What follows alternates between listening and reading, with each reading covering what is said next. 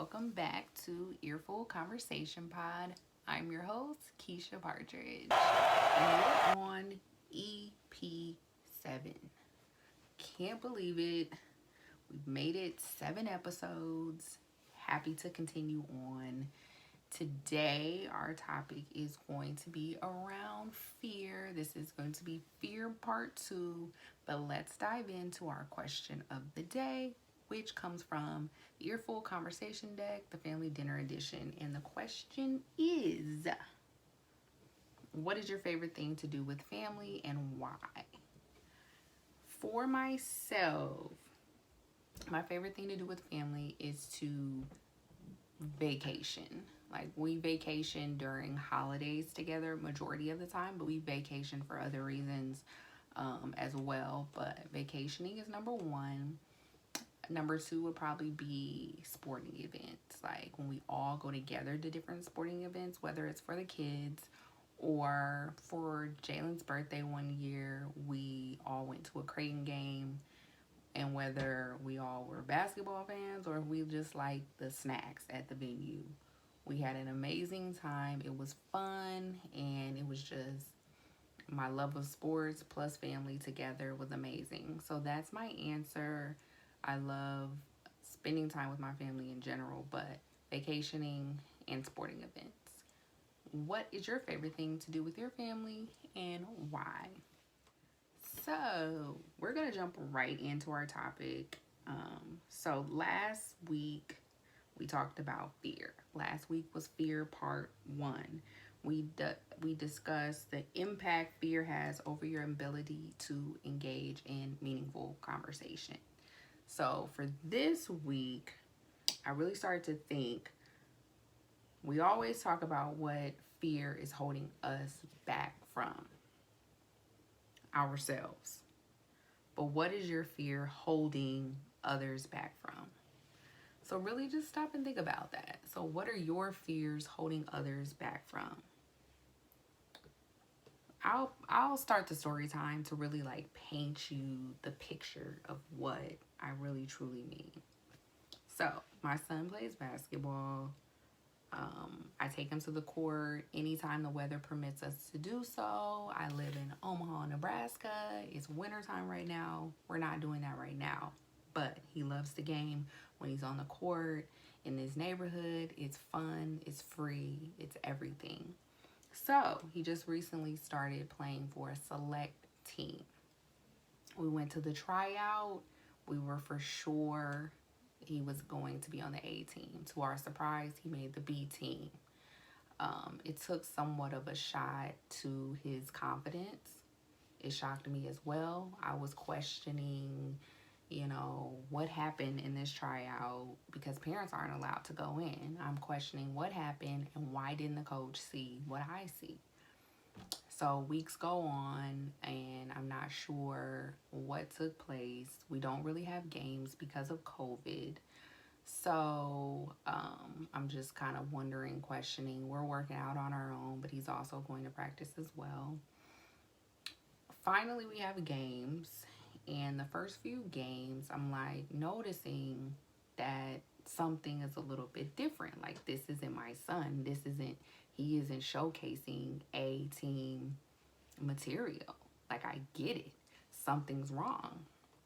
So I ask him about it, and he somewhat says that it's a chemistry thing, that it'll get better. So as a parent, I left it alone. I fell back. I still had questions in my mind. I still was fearful about what is going on, because something is off. We know when something is off as parents. So I knew something was off, but I just pushed it to the side and let weeks go by. Finally, recently, just this past week, there was a tournament for the past 3 days, along with a game for his school as well. So the first game, 0 points, no real impact on the game. He doesn't start, and I leave the court feeling jittery, nervous, but on fire. We get in the vehicle. and I'm fearful of, you know, taking a jab at his self-esteem while he's already down. But I completely black out for this hour ride home from the game, and I just let everything out from the last 11 years of holding it in fear of my child feeling any sort of pain. I've always protected him from pain, and in this moment I was kind of protecting his feelings in fear of hurting him. But I went ahead and completely let it all out from the last 11 years. I blacked out, like I said, and I let everything off my chest. The next day was his school game. He goes out, he has 12 points, complete control of the game, and you know, I didn't really get excited because these are his friends. You know, he's 100% in control on that team, like I said before. So I wanted to see the next game. The next game comes, and I'm going into the building, and I'm fearful, not knowing if what I said had any impact on him. And I noticed a different type of swag about him in warm-ups, and he comes out in the game super aggressive, like first play of the game, like going at him. He has this and one moment where he like puffs out his chest, and you know, I'm like, where does that come from? You know, he took it to the next level, just like he was waiting for something to be unlocked. He takes the best guy on the other team and shows the entire gym why their best guy is not the best guy on the court. I could have cried. I was super, super proud. The next game was also incredible. He did an amazing job again. And do you think I caught any of it on camera? No, none of it is captured, but I do have another YouTube channel called Hoops Life Mom and Son Edition, where I captured some of the highlights from the weekend that I was super excited, super proud about. That moment, that play where he puffed up his chest and was like, and everybody was around him yelling. I didn't get that moment because I was yelling as well. And me, it's hard for me to do both. So I was yelling and I was in the moment as well. But it was such a proud moment, and it just brought me to this moment of my fear as a parent could have held back my child from having his breakthrough. So again, I ask you, what are your fears holding others back from?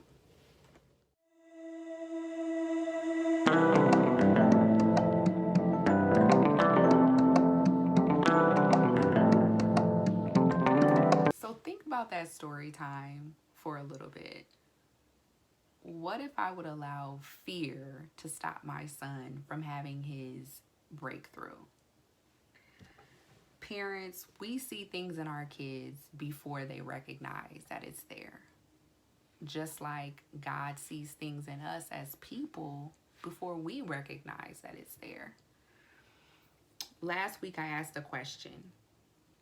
What were you fearful of that when it was all said and done was life-changing? Some people said being a mom. And like so many of us, I thought about it from a one-sided perspective, just from the moms.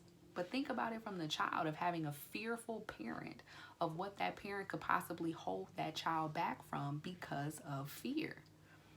And then you think about my sister, for instance, in opening up her performing arts studio. What if she would have allowed fear to deter her away from her dream?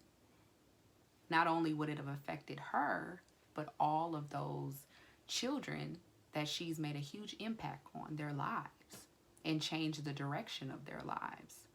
Where would they be based off of her fear? So fear just doesn't impact you. There's always another side to fear. So again, I ask, what are you fearful of that's holding others back? Your fear could be the answer to a problem.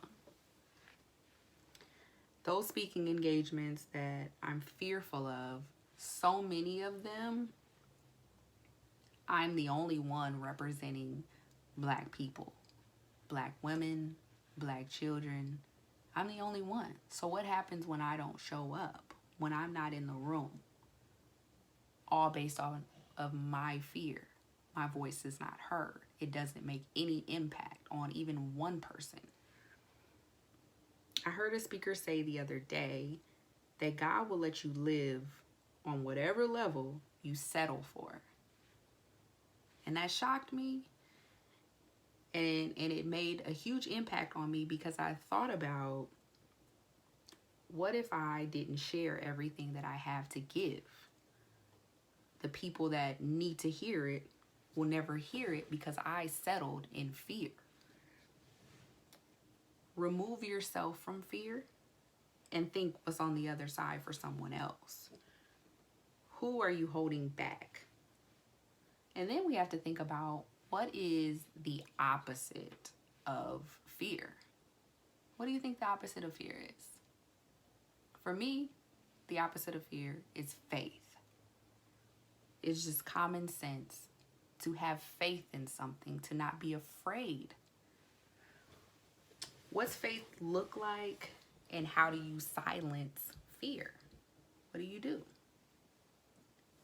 You have to trust what's been placed upon you. It didn't just come out of the blue. If something is in your heart, in your mind, and you're constantly thinking about it, and you're constantly being pushed towards it, you have to trust that.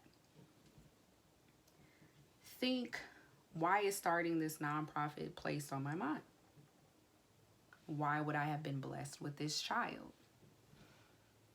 Or for my son, if he's committed all this time to his sport of choice and practice day in and day out, why not trust his abilities to do great things? Fear doesn't stop with you. It's a chain. My son overcame his fear and stepped out on faith. He believed in himself, and it showed. That moment could have inspired so many others to do the same.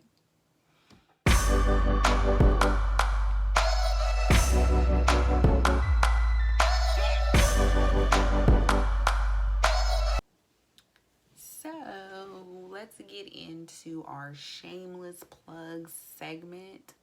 And as wonderful as this shirt is, I am not on social media, so I can't pull up what the lovely lady's name is that I purchased this from. It was from Instagram, and I know she's from Omaha, and I know I love this shirt. So when I looked on PayPal to see who I paid, it said LTSO Printing Press.